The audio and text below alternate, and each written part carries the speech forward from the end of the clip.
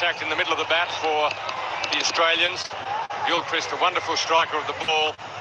Any of the batsmen at this level can play the game, there's no doubt about that. And you give them any room at all, just let them free the arms up for a full flow of the bat, and that's what you're going to get. Oh, nice straight drive again. That's what he's best at. He really does love it up there and quite straight. Actually, that was a good shot. He hit that one on the up. Well, I think this is the thing that you need at the top of the order, and this is what Jayasuriya has done with Sri Lanka so much in recent years. And I think a few teams have been lulled into a false sense of security with regard to the fast scoring in the early overs. They've tried to pick batsmen who just go out there and slog the ball. There's a cut shot, well fielded. Mohammad Azharuddin in the gully. He's moved from second slip to gully. Quite fancy getting Gilchrist in that area.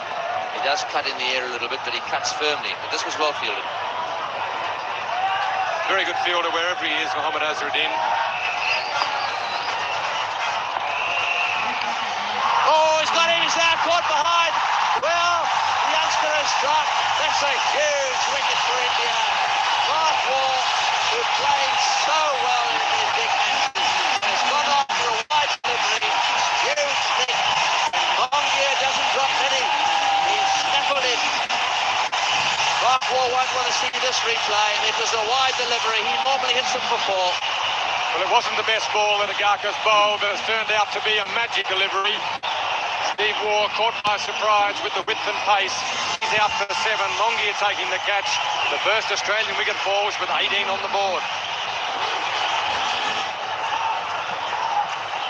Ricky Ponting replacing Mark Waugh. He's the new batsman.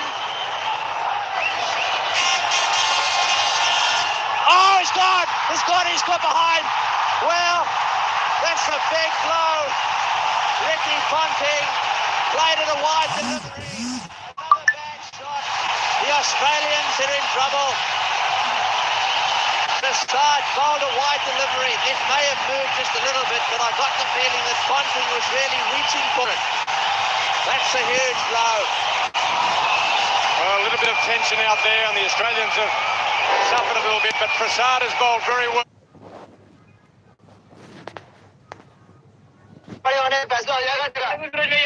वालेकुम सलाम तो फिर से गाड़ी ठोक डाली या वो तो नो एंट्री में रुकना मैं चला गया था गुरु एक मिनट क्या यार इतनी देर कर दी तूने अरे क्या करता गुरु धंधे पे गया था वापस आया पता लगा तुमने बुलाया भागा भागा आ रहा हूँ कितनी लगी 6 महीने अच्छा बस्ती वालों का ख्याल रखना और वो अपना Eu nunca vou ter medo de nenhum outro. Menino no meu dos heróis e hoje com certeza sou um leão.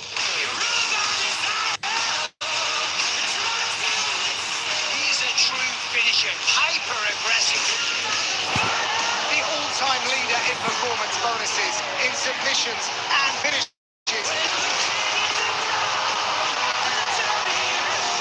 He became the champion, became an absolute killer.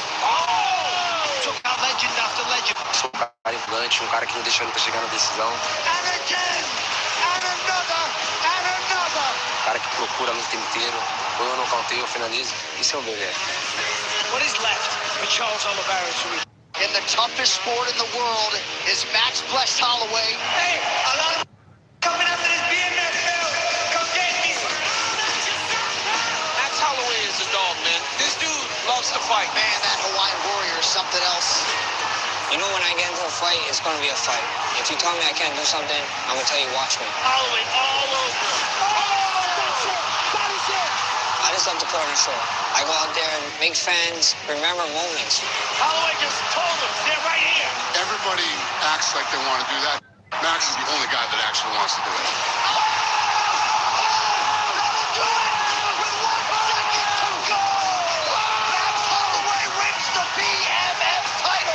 My God, in a fight he's winning. That's a BMF. That's what BMF is all about. That's why Max Holloway is beloved. All I gotta say, I'm him, guys. Can't go through my career and say this guy was in a या one fight. वालों को देखा जाए Same ना thing कि with Charles comment करे Oliveira. बोले जनता He's a fan favorite, and channel I'm को a fan सब्सक्राइब कर favorite. दिया I'm just gonna say you're welcome right now because देखा he जाए is ना in कि for a वालों treat. को This would be a rematch. These guys fought 2015, 10 years ago. Oh, it looks like an injury. Oh, no. It ended in a way, so we're here to run it back. It took 10 years, but we'll finally get to settle unfinished business. Naquela época, quando eu lutei contra o Max, eu era só um moleque do jiu-jitsu. E hoje eu sou um cara do MMA. The Charles Oliveira that you see standing in front of you is a nightmare. Oh, and now a big right hand. Tarjus goes down. Você quer uma guerra, eu tô lá dentro da guerra. Você quer sair na porrada, eu vou sair na porrada. Oh, my goodness. This dude right here, man. He's a very dangerous guy, but at the end of the day, my self-confidence is unbreakable. If it's the 5th round, 10 seconds left, I'm always down to point down, no matter what way the fight is going for me. Holloway going off late. That's a real warrior. Se o Rolly me chamar com certeza pra isso aqui, eu vou falar pra ele, vambora. Vamos entregar nossa vida aqui dentro agora, vamos ver quem é o verdadeiro cara que é o bambam da porra toda. Wow! Power from Charles Oliveira. I'm going to go out there, fight my heart out. I know I'm going to hit him a lot. It's either he's going to give up, or I'm going to make him quit. Holloway sending a message tonight. Não importa o quanto tá sofrido, eu não quero desistir.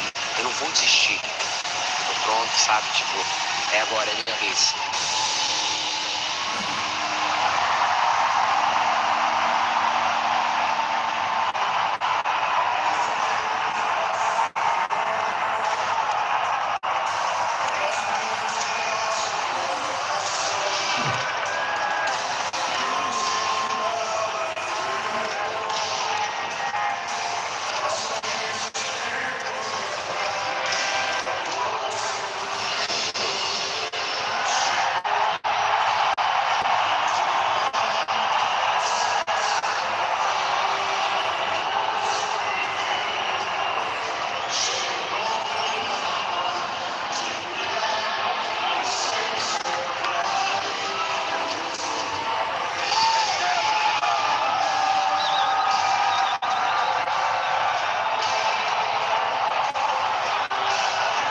Well, maybe someday I won't get nervous and starstruck when Charles Oliveira walks into a fighter meeting. The man just oozes legend as he makes the walk for his 37th UFC appearance. Joe, you called his UFC debut when he was 20 years of age, a 41-second armbar of Darren Elkins.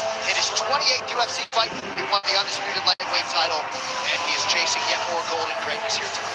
What a transformation this guy went through from the beginning of his career. I mean, it's really extraordinary. I can't think of any other fighter who went from being a guy who was known for falling apart to being just this unstoppable force and one of the greatest submission artists, if not the greatest, that's ever competed in the sport. And the way he defended the title, won the title and defended it. He was not playing safe. He was wading into the fire and enforcing his will, just imposing it on people. Outstanding striking, outstanding octagon IQ. I mean, he is the real deal. One of the best to ever do it. He's the real deal, man. John, I don't mean to correct you, but we'll never not get starstruck. Yeah, Charles Oliveira walks in. He's the man, bro. He's always smiling, always enjoying this time. You saw his father there. First time in the crowd, he was going crazy, smiling the whole week. Now I see where Charles gets it. But Joe, everything he said, so true. His title ring. You would talk to people, they go, at some point he's going to get knocked out, but boy, it is fun while it's happening. Yeah. Because every fight was so good because he always lays it on the line. Charles Oliveira's the man. And you know, the reputation of being a quitter is something you don't come back from. Charles not only came back from it, he threw it in the garbage can, left it there, became one of the greatest of all time. This guy deserves his flowers. He became a completely different human being. And no one even remembers those days. You have to bring it up, and only the old heads know it. I mean, this guy is an absolutely extraordinary human being. And a great example for anybody that's ever gone through adversity in any career that you can overcome and you can do better than you ever were before. As for this fight, he said he has never come into a bout as well physically prepared as he is right now. He says, I'm not trying to drag this thing along. And the word he kept invoking in our fighter meeting was hunt. We'll see if he can successfully hunt his high-level prey tonight as we now await the defending BMF champion, Max West Holloway.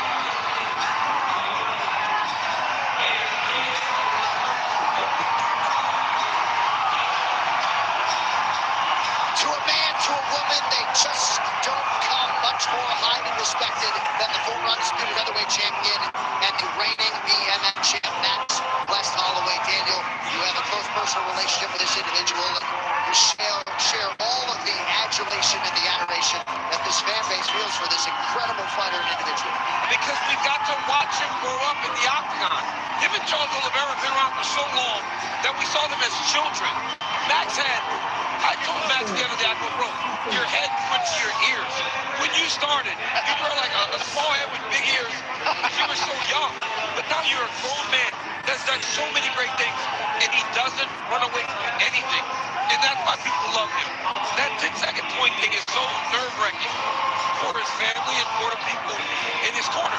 But he does it because he wants to entertain. And he will go fight you anytime, anywhere. Who goes to New Orleans to fight Dustin Poirier?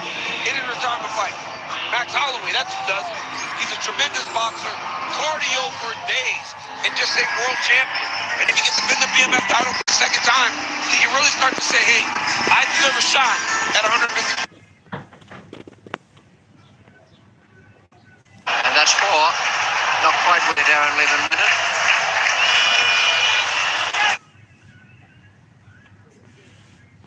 Makes his way back. Opportunities or goals, that's the best way to make yourself useful in attack. I just feel Samir Nayak has a big decision to make. He took that one punt before the start of the game. He opted to go with his 2 foreigners. As his stopper backs, you have a player like Owusu on the bench. You're already down 1-0. Do you remove one of those 2 stopper backs and you strengthen your forward line? But then with that fear that the likes of Majen, Moyano and Hugo Rodriguez will be waiting to bounce on that defense line of tempo. You need to take risk, because if you lose by a goal or you lose by 2 goals, you are losing 3 points. But the way you said, yes, it's an important thing that you need to get your additional player up front who can make a difference. Here it is an opportunity. How about that? The one time Marcus Joseph was given an opportunity to